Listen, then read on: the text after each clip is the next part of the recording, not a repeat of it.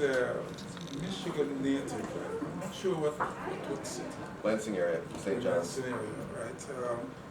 And so he went to the flagship university in the state, University of Michigan, and he earned a BA in English Language and Literature from the Ann Arbor campus. And then he went on to Kalamazoo, Michigan. He went to Western Michigan and earned an MFA in creative writing. Then he wanted to do another professional master, so he went back to the University of Michigan and did an MSW, Masters in Social Work, from that campus. He graduated from that in 2000. Then he decided he wanted to show that he was smart both on the East Coast and on the West Coast. And so he went to the Harvard of the West Coast, so people think, University of California at Berkeley, and got a PhD in social welfare.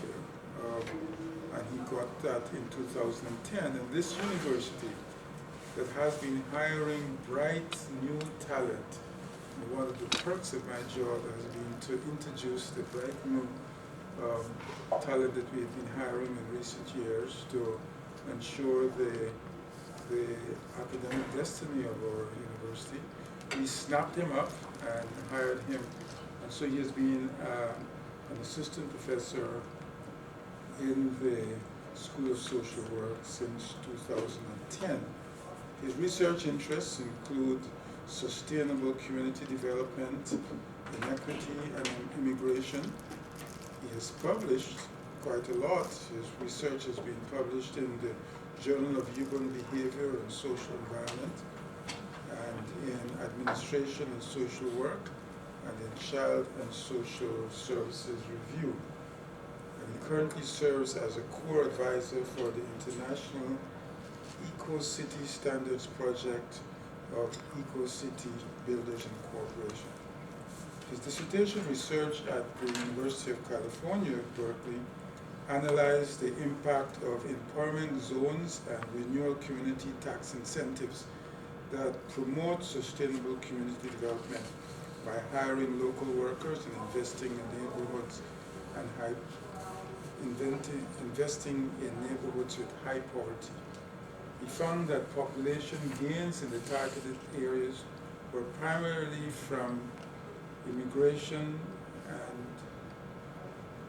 and both native and immigrant entrepreneurs. They fared well during the first decade of implementation.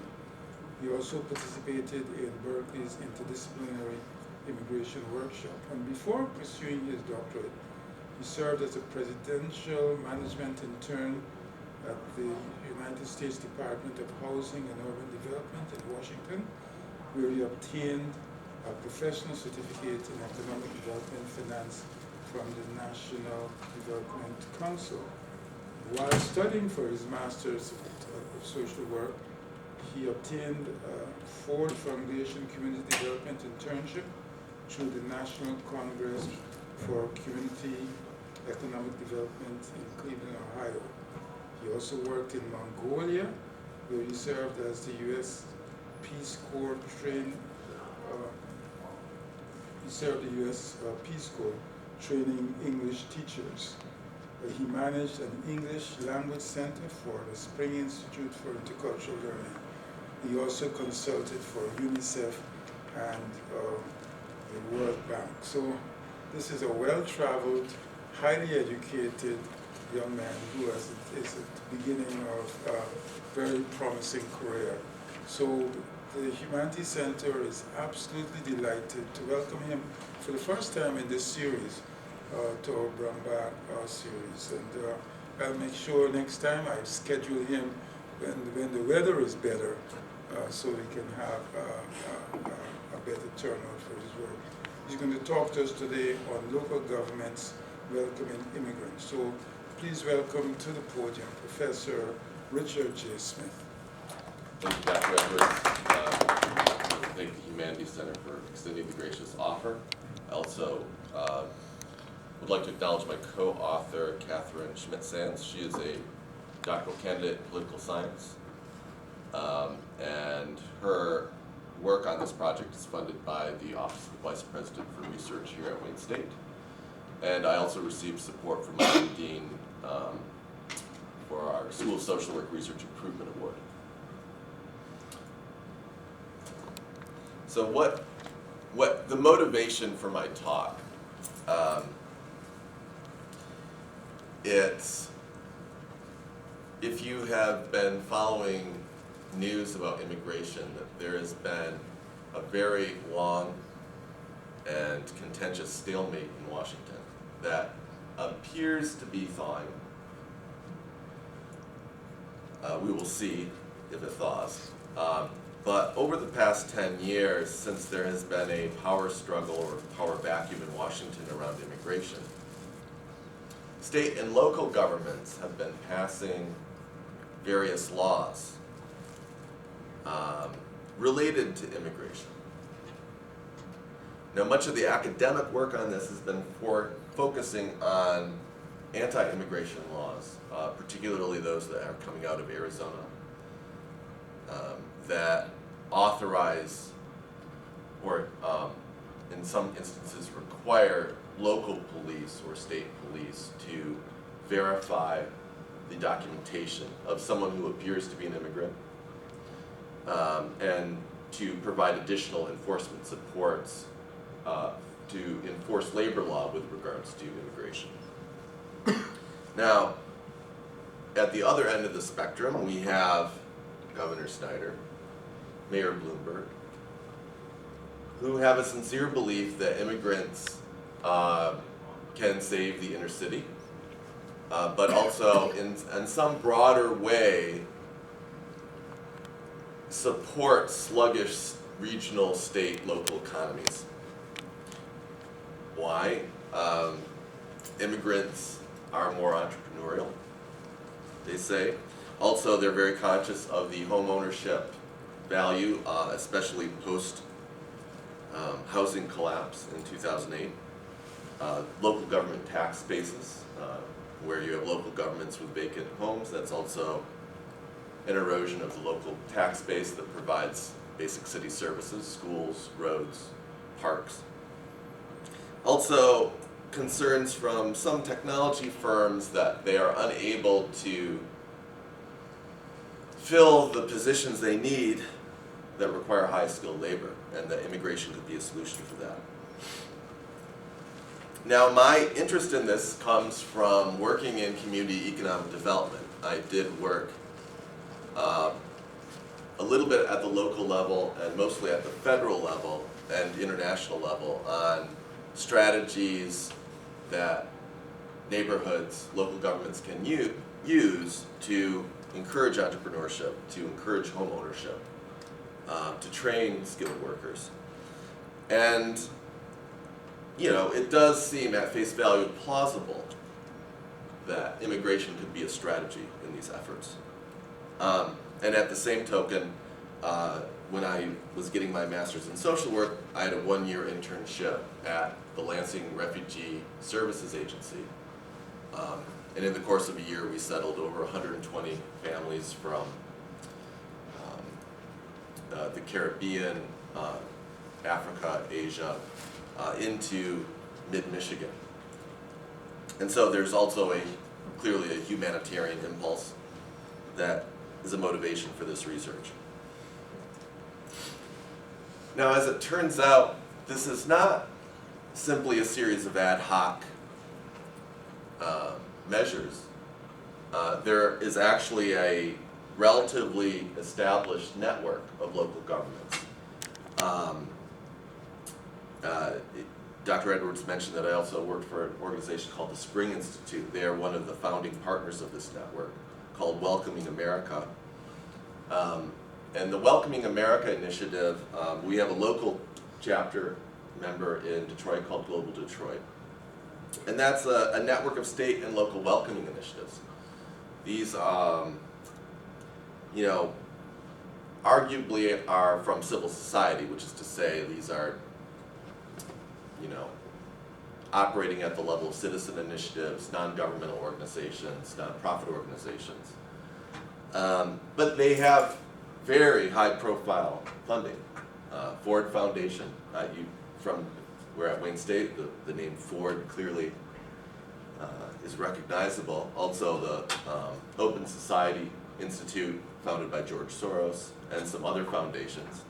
I was particularly struck that Starbucks has taken an interest in immigration. That was interesting.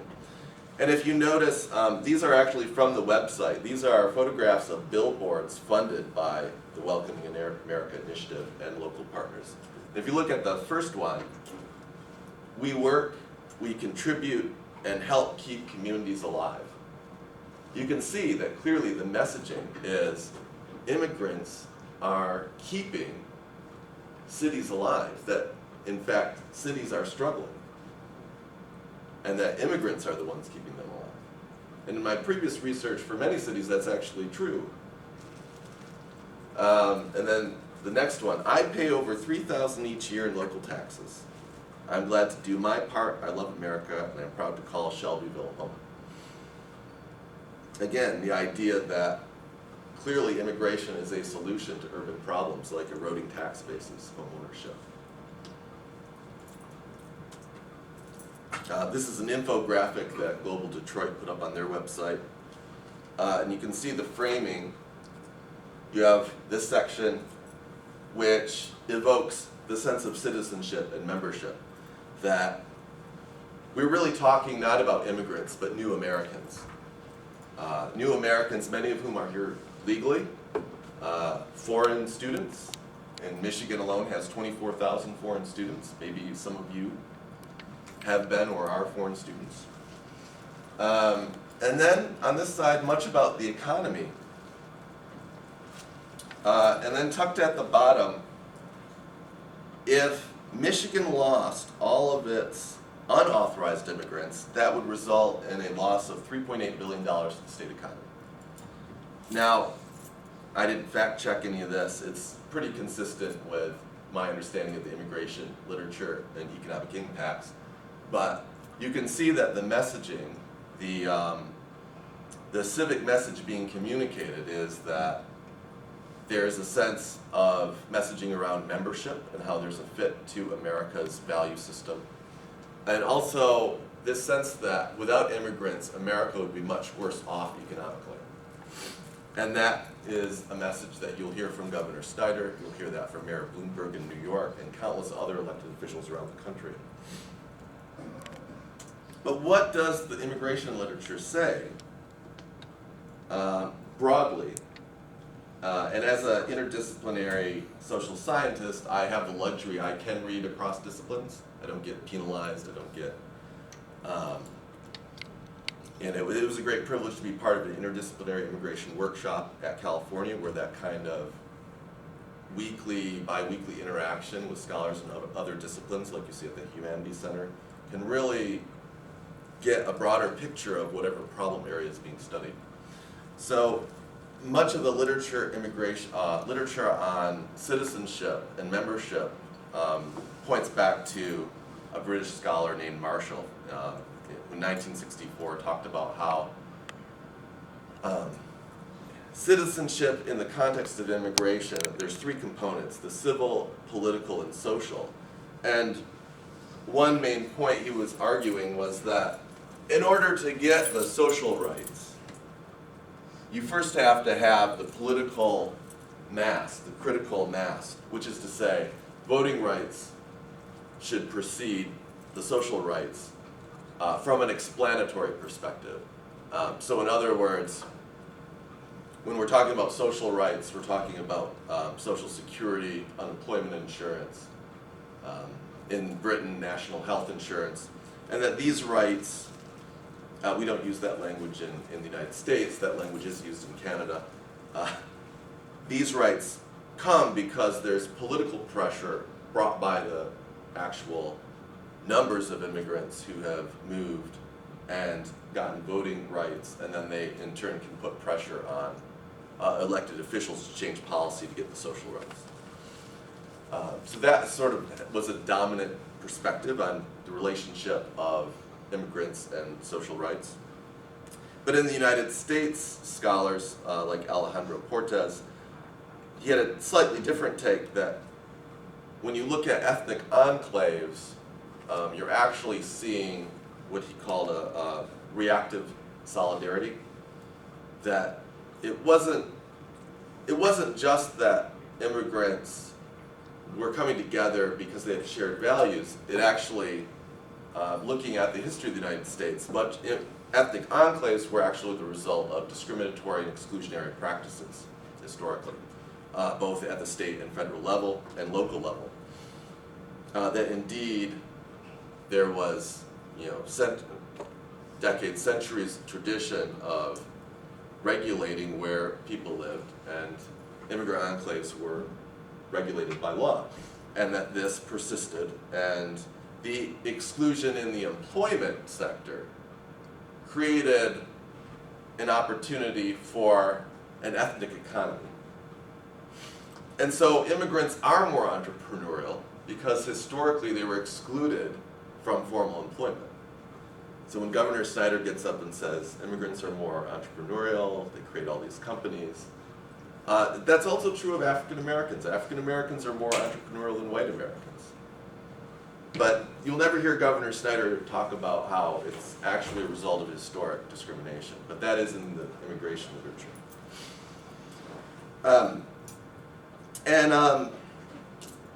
With deference to my colleague from UCLA, the scholars at UCLA have looked at this extensively, looked both at the co-ethnic resources, which is to say, yes, even though there might be discriminatory practices, people of the same ethnic group can come together and provide support for entrepreneurship.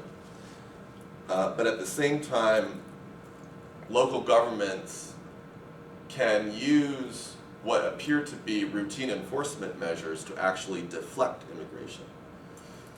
In a recent classic by Ivan Light called Immigrant Deflection, he writes about how he argues that Los Angeles intentionally encouraged immigrants to move outside of the city into the suburbs as part of a broader revanchist regime policy, which is to say an idea that the city is being taken back by the native born.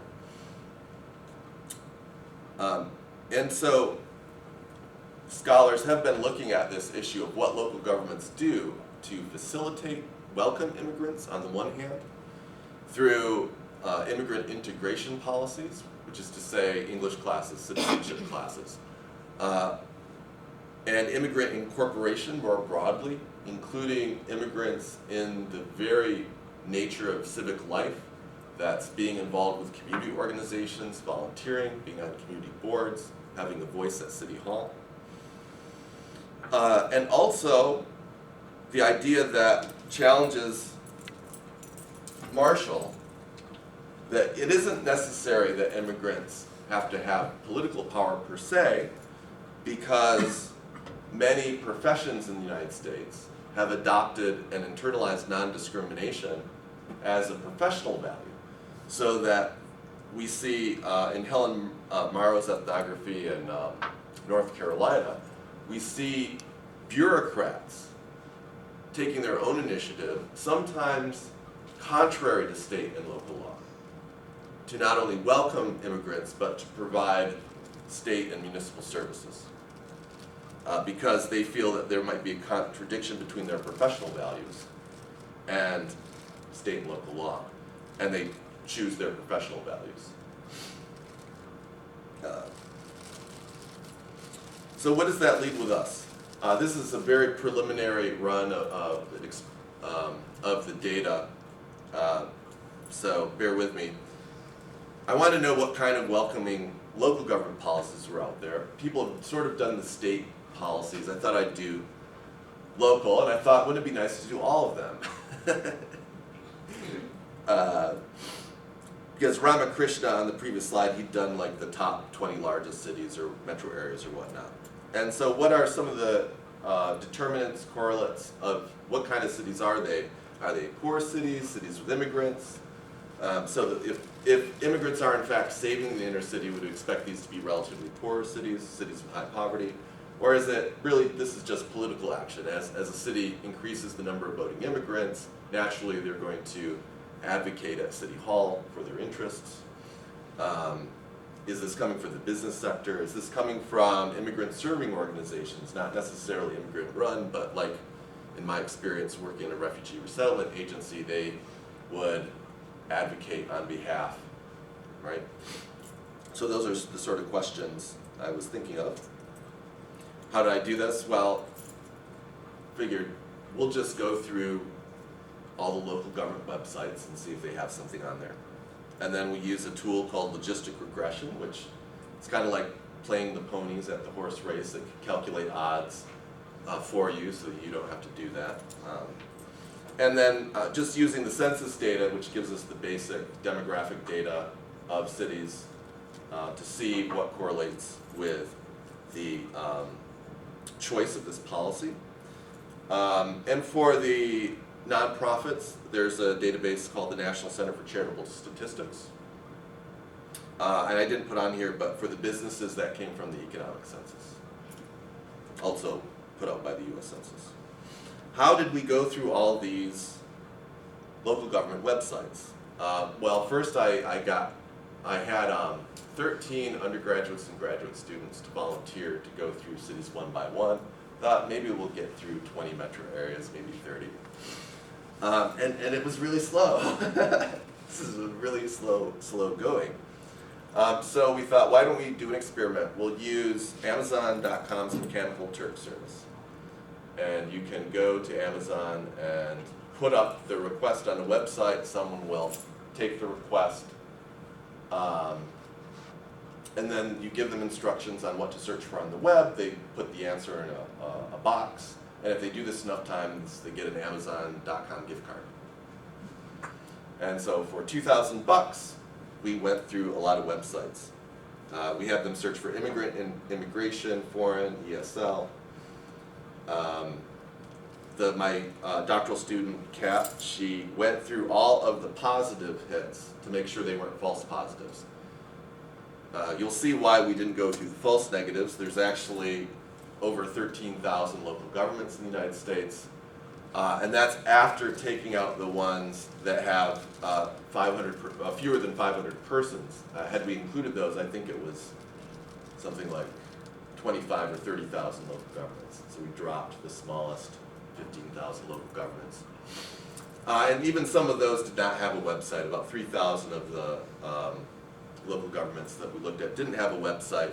And so for the purpose of this, we just assumed that there was no, if they can't even afford a website, the extent to which they can have a meaningful policy welcoming of immigrants is questionable. There's other ways to address that. I could have done missing data. I could have treated those as missing data, but I just assumed that there's no policy. So not bad. Actually, we were pleasantly surprised. There's 848 cities with some form of a pro-immigrant policy. About half of those offer or fund English as a second language. And that's classic immigrant integration. If you have immigrants, you're going to want ESL classes, usually citizenship classes attached to that. But there's others, which I'll get into in a bit.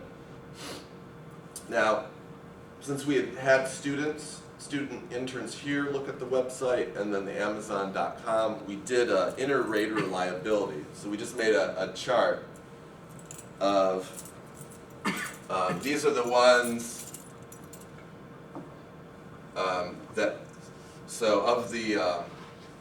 we compared what the students found. This is the column where the students found a hit, and these are where the students didn't find a hit. And these are where we found, the Amazon.com Turks found a hit versus the students. And then we calculated how much agreement was there. Actually, it's only about 21.5% agreement. But the maximum agreement possible based on the sample size was 44%. That's not good. That's not good. My subjective impression was that the Amazon Turks were actually much better than the students we had, based on conversations with the students and with the Amazon.com Turks. So what do these cities look like that have the pro-immigrant policy? They tend to be larger cities. You can see the maximum is 8 million. Can you even guess what city that is? Detroit? No, it's Yeah. New York. New York. Yeah. These are relatively moderately poor on average. 20% poverty in the federal government is usually considered the threshold where poverty is too extreme for an area. So not extremely poor on average, but moderately poor. On average, these are heavy immigrant cities. If you look, 17.69%. That's a pretty heavy immigration mean. And since we're talking about a very large data set here, so you can imagine there are cities in this country that have 60, 70% foreign born. A lot of people don't realize that. And so when you hear people say, let's kick out all the immigrants, you know, there are cities that would vanish overnight if that were the case. If you notice white versus black, slightly, you know, it's still for the United States, white people do have a bit of a majority. And in this sample as well, on average, it's, you know, that's reflected. There's a fair number of both Asian and Hispanic immigrant firms, that would be to say the businesses, and also human service organizations that serve ethnic immigrants. But you can see much more at the business than the nonprofit, but that's to be expected. So what our preliminary run of the data, classifying these into 4 types. Classic immigrant integration, those would be the ESL classes I mentioned before. That's the biggest category, about half the cities. And then after that, outreach policies, where there was an effort to get outreach to immigrants in there to inform them about city services and other available programs. And then the facilitation policies, that's where you see local governments start to put dollars into programs where there's an actual benefit targeted to immigrants that moves them beyond bare necessities.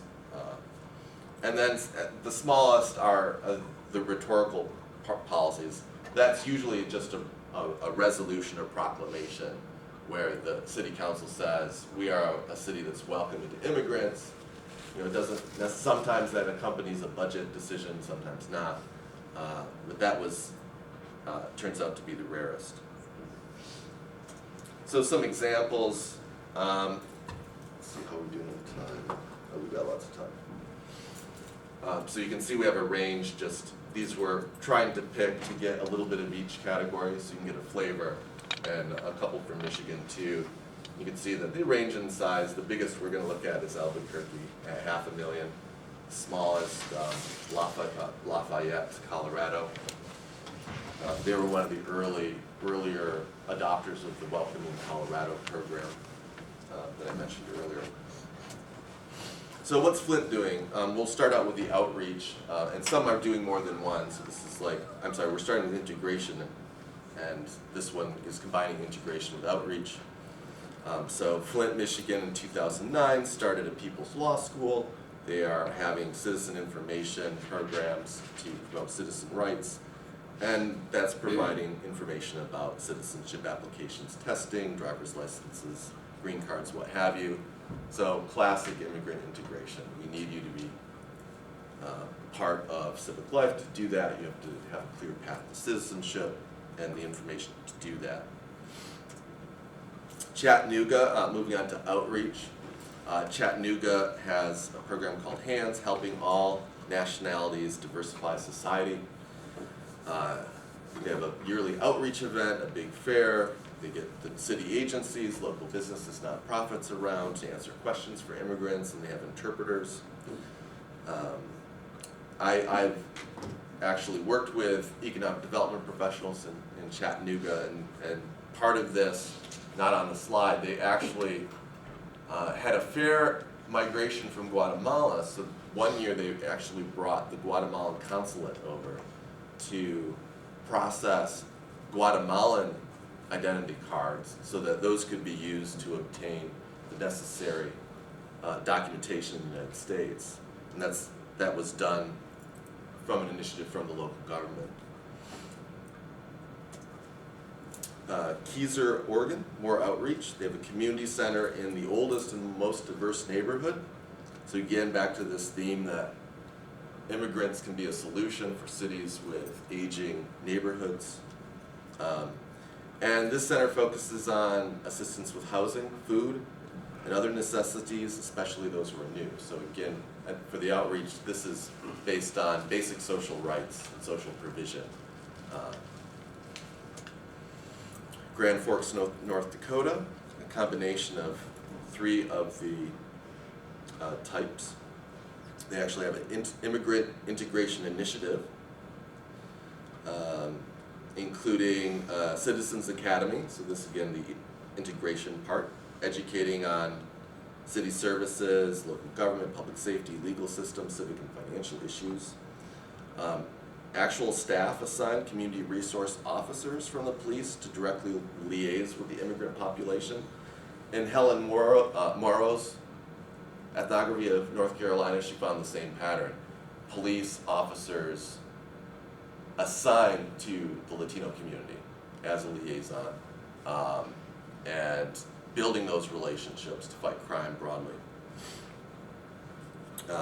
Let's Talk community events to address concerns of everyone, but particularly marketed to immigrants, and a immigrant integration speakers bureau to provide knowledgeable speakers in the community on immigration and integration and refugee issues.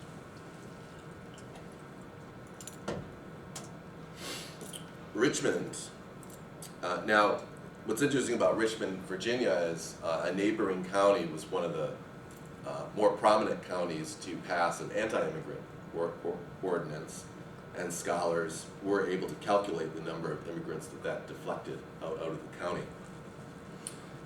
But in Richmond, in contrast, they have a Hispanic liaison office to promote social cohesion, also city services, community resources, to support multilingual capacity within the community, Spanish radio programs on topics like public safety, naturalization, and Imagine Festival, highlighting diversity in Richmond. Skokie, Illinois. Now, Skokie, I think, is arguably a historic immigrant community that is getting new immigration recently. So they have an International Leadership Academy that promotes civic participation and volunteerism. Again, this is that sense of immigrant incorporation. It's not just meeting needs, but integrating new Americans into civic life. Immigrant Services Directory. Again, you see this heavy presence of the police. Police, as in the literature is noted, are one of the primary immigrant bureaucratic incorporators, as well as deflectors. So they have an International Citizen Police Academy to educate immigrants about police procedures, community policing.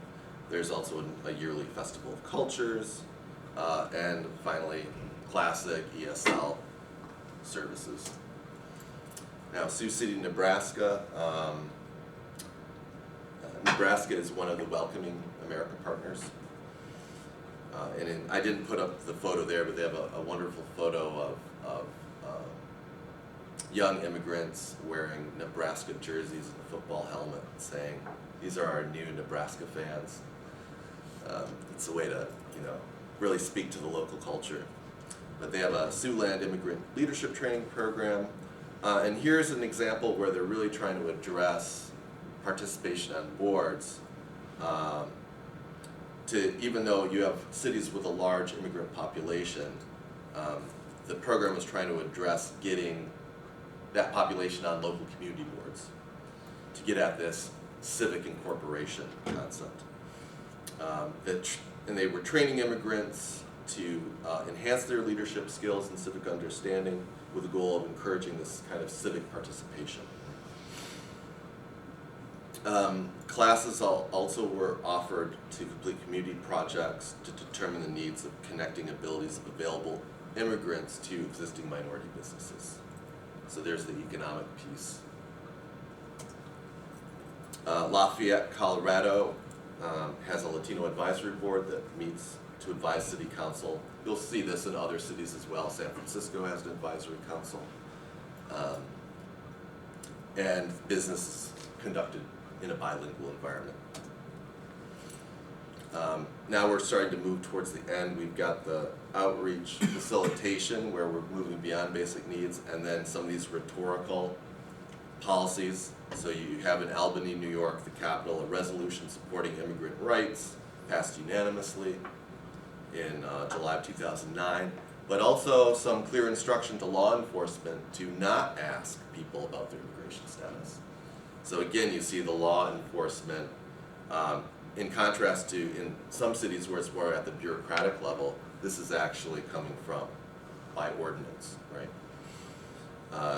You have multilingual provision of city services, not uncommon. And then working with the existing Commission on Human Rights to educate the public about immigrant issues. And then, this resolution is to support a welcoming, compassionate environment for immigrants and families within the city and institutions. So New Haven facilitation, so we're moving beyond just the basics. New Haven offers a municipal ID card. So if you can't get the state ID, can't get a federal ID, you can get a New Haven ID. And that can be used as an official government identification at local banks, access city services. You can show that to the police, right? Set up utilities, apply for jobs, and provide those functions.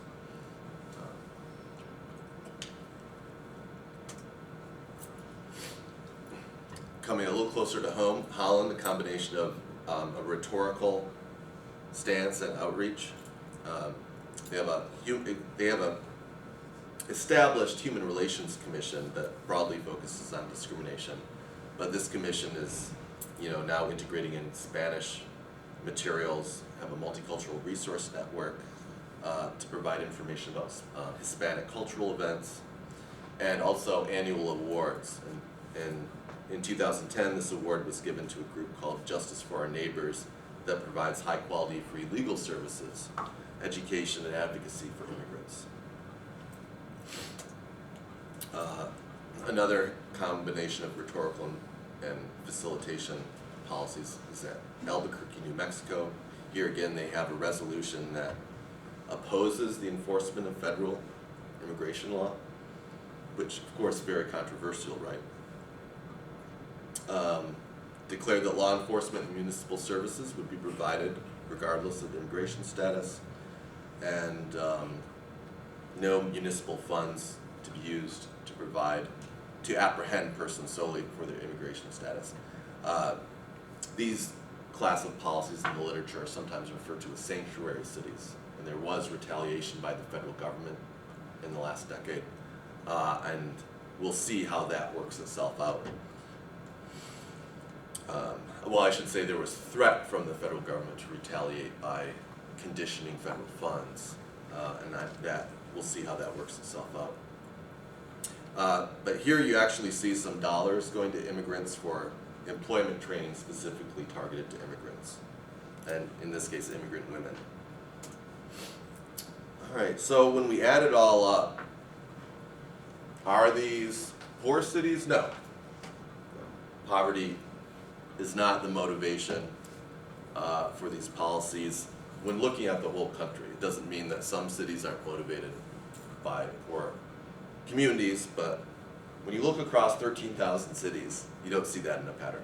What you do see very clearly is that the odds of having one of these policies is about 5 5% greater for every 1% foreign-born increase in the population of the city. You do see a strong effect size also for the number of ethnic and immigrant-serving human service organizations. And so there's a greater odds of 1.455. It's only approaching statistical significance, but that has more to do with the quality of the data on the nonprofits, I would argue.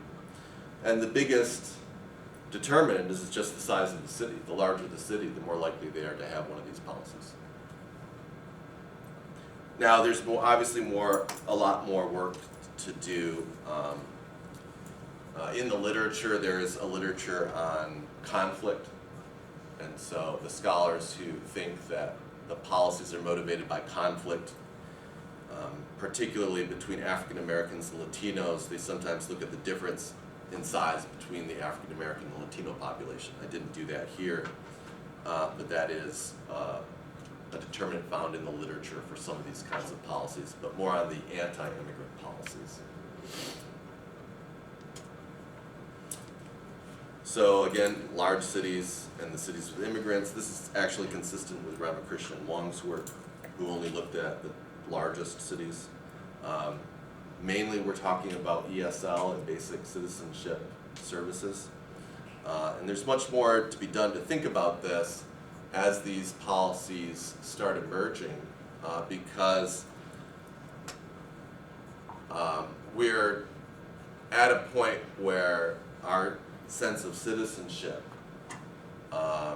is being discussed at the highest levels, and also a recognition that citizenship happens at a local level, both for the native-born, new Americans, people living here without, proper paperwork, that we're nonetheless members of a local community.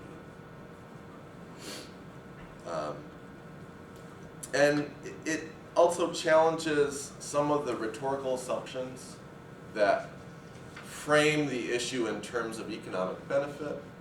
It's not clear that that's what's actually going on. It seems to be, just going through this, driven by either a humanitarian impulse or simply by a response to immigrants living in the community, as opposed to,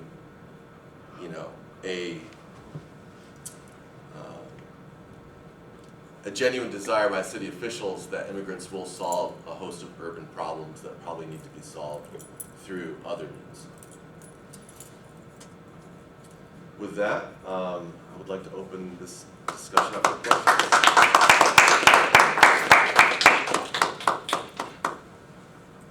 In your examination of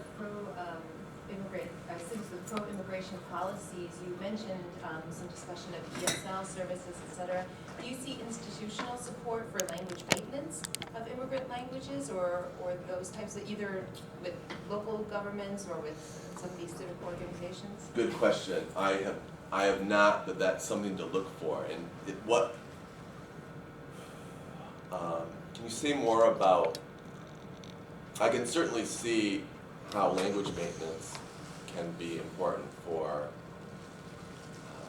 a career path, and then for broader civic life. But do you have another perspective you'd like to share? I'm just curious, I look at 19th century immigration, and Oh, it's okay. kind of like when we're building the Midwestern states and to help encourage immigrant groups to come, there was more tolerance for bilingual education in the beginning. All right. In You the very, emailed very me. beginning, yes I did. Okay, It's great. nice to meet you. And Nice to I meet you. enjoyed your talk immensely. Thank But you. that's why I was wondering what's going on in contemporary societies. Is the push more towards English, or is there some sense that there should be support and maybe would help recruiting of more immigrant people, or more immigrants to come to a community if there were support for the languages? At first blush, I would say that what you're seeing is short-term ESL, but that is something that we can look at as we go through the data for another pass. Yes, ma'am. I have a question about the types. In most of the examples, it seemed like outreach and facilitation Right. were present. They're not And then- mutually exclusive. So. Right, and then you also had the example of Skokie where you said you have both integrators and deflectors. So hoping you could tease that Oh. out for me a little bit. I was discussing how police act as both integrators and deflecting. I wasn't talking about Skokie in particular. Right, okay. But yeah, the first pass, we're looking for themes, and at this point, they're not mutually exclusive. But the outreach, I think, often accompanies some of these other activities as just a complementary activity, a basic marketing function. But the main distinction, I think you can see between integration and facilitation is that the integration is providing more than just the basic needs of language instruction, citizenship instruction to be a member of the community, but start to establish specially targeted social rights to enhance immigrants economically, and that gets back to this theme of trying to activate immigrant entrepreneurship to have a broader effect in the community.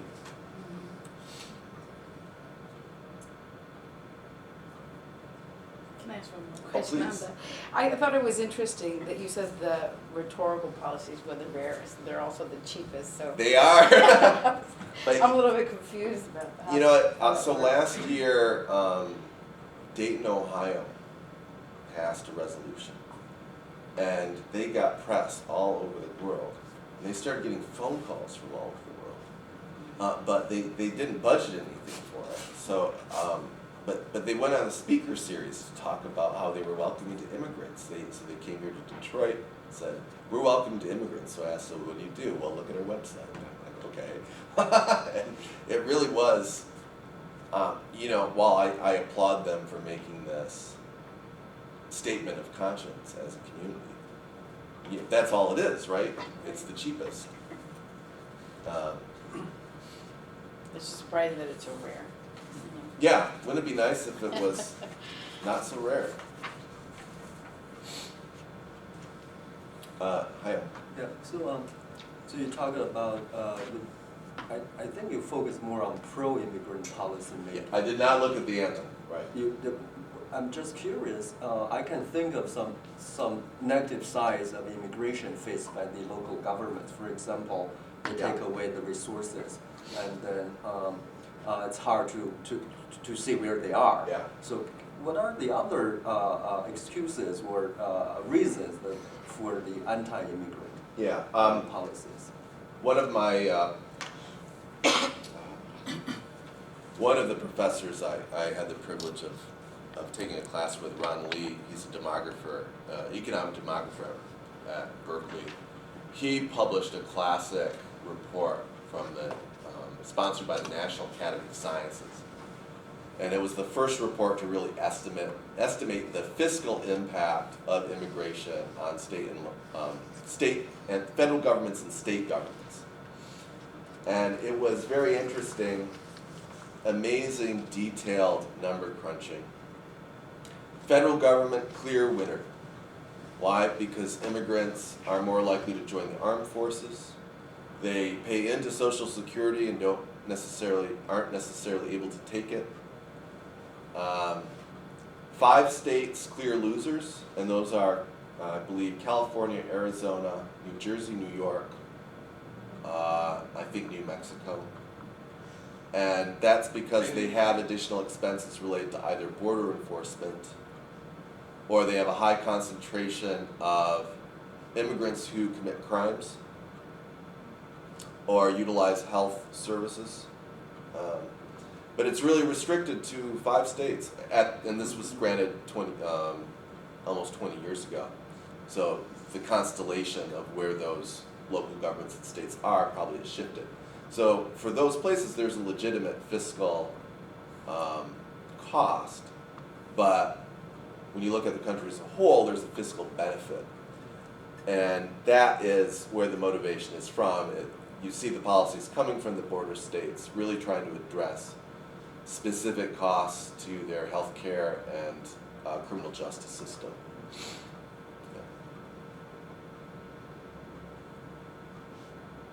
I'm curious about the New Haven's ELK card, Yeah. the local card. So it makes me think about what's the function of ID cards? So Yeah, and historically, citizenship as something that's owned by the nation state is a relatively recent concept, right? So, like in Canada, Canada had a much more federated model. So you weren't a citizen of Canada, you were a British subject, and then you had some kind of membership to a province. And that's different than how citizenship evolved in the United States. Now, onto this ID, when I lived in Washington, D.C., even, this was 10 years ago, the city of Tacoma Park, Maryland, granted voting rights to immigrants regardless of citizenship status. And they aren't the only ones, and I think that's part of this broader trend to reclaim the concept of membership at a local level. Doesn't matter if your vote doesn't count in the state and federal elections, but at the local level, we want your vote to count. We want your participation in the community to matter, and we're going to support that.